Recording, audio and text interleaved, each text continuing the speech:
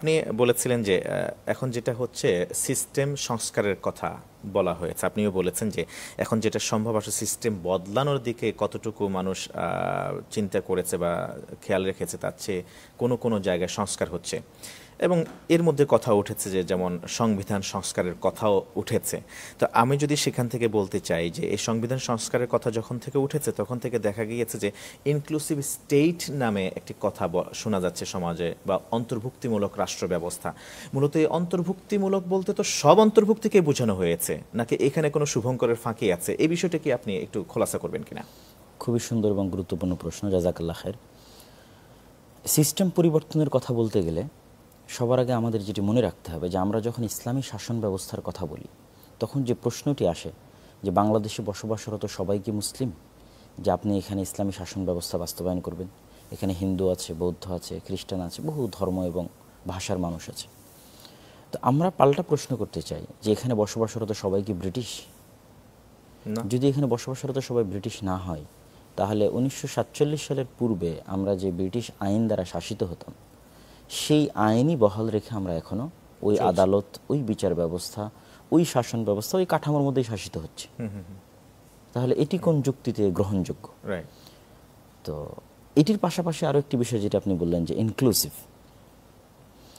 তো সংস্কার করতে হলে আগে আমাদের মাথায় রাখতে হবে যে পরিপূর্ণ সিস্টেমটাই যদি আমরা চেঞ্জ করতে পারি যেটা আমাদের জন্য কল্যাণকর এবং গ্রহণযোগ্য দুনিয়ার সকল মানুষের জন্য। ইসলামী শাসন ব্যবস্থা শুধু মুসলিমদের জন্য না, আলটিমেটলি দুনিয়ার সকল মানুষের জন্য বেস্ট শাসন ব্যবস্থা। তো তারপরও এই সিস্টেমের মধ্যে থেকেও যে সংস্কারগুলোর কথা উঠেছে তার মধ্যে একটি কথা আসতেছে ইনক্লুসিভ।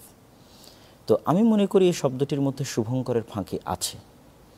অন্তর্ভুক্তিমূলক রাষ্ট্র ব্যবস্থা বলতে যদি সকল ধর্ম, সকল বর্ণ, সকল গোত্রের মানুষের যে ন্যূনতম মানবাধিকার আছে সেটি নিয়ে বসবাসের কথা বলা হয় তাহলে সেটির সাথে ইসলামের কোনো দ্বিমত নাই, ইসলামের কোনো আপত্তি নাই। ইসলামে আমরা জানি যে বিধর্মীদের জন্য কি পরিমাণ সুরক্ষা ব্যবস্থা এবং দিক নির্দেশনা ইসলামে দেওয়া আছে।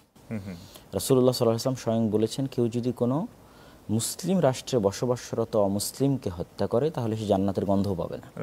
ভয়ঙ্কর কথা। তো তাহলে ইনক্লুসিভের মধ্যে শুভঙ্করের ফাঁকিটা কোথায় হতে পারে? আমি কি আমার সমাজে একজন ক্রিমিনালকে জায়গা দিব বা ক্রিমিনালের অধিকার দিব কিনা? এই ক্রিমিনালের সংজ্ঞাটি নির্ধারণ করতে পারে ইনক্লুসিভ বলতে কি বোঝাচ্ছে। ইসলামের দৃষ্টিতে কে ক্রিমিনাল আর সেকুলারিজম এবং লিবারেলিজমের দৃষ্টিতে কে ক্রিমিনাল? যারা লিবারেল, যারা ব্যক্তিগত সীমাহীন স্বাধীনতায় বিশ্বাস করে, তাদের সে আনলিমিটেড স্বাধীনতা, আনলিমিটেড ফ্রিডমের মধ্যে ইসলামের দৃষ্টিতে অসংখ্য গুনাহ এবং অপরাধ প্রবেশ করে।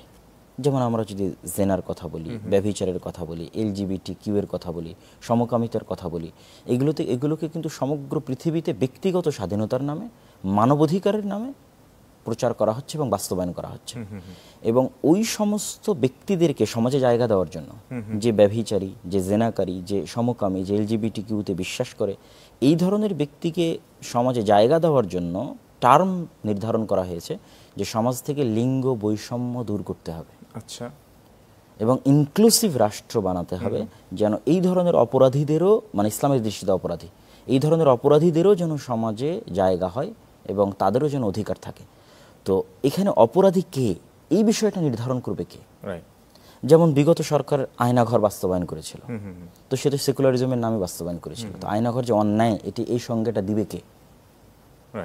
এই সংজ্ঞাটা আমরা কার কাছ থেকে নিব? জেনা, ব্যভিচার বা LGBTQ এটি সমাজ এবং সভ্যতার জন্য কল্যাণকর, এটি বৈধ আইনত না অবৈধ, এটি নীতি নৈতিকতার সাথে যায় না যায় না, এটি নির্ধারণ করবে কে? আমরা বিশ্বাস করি মানুষকে আল্লাহ সুবহানাহু ওয়া তাআলা সৃষ্টি করেছে এবং মানুষের সকল কল্যাণ সবচেয়ে বেশি জানেন আল্লাহ সুবহানাহু ওয়া তাআলা। এই জন্য আল্লাহ সুবহানাহু ওয়া তাআলাই বলতে পারবেন কোন জিনিসটি মানুষের, তিনি নীতি নৈতিকতার মাপকাঠি নির্ধারণ করতে পারবেন। তো যেহেতু আল্লাহ সুবহানাহু ওয়া তাআলার নিকটে আমরা পরিপূর্ণ আত্মসমর্পণকে ইসলাম বলি, সেহেতু আল্লাহর নির্ধারিত নীতি নৈতিকতার মাপকাঠিকে আমরা একমাত্র নীতি নৈতিকতার মাপকাঠি হিসেবে মানি এবং এর বাইরে যেটি যায় সেটিকে আমরা অপরাধ হিসেবে মানি।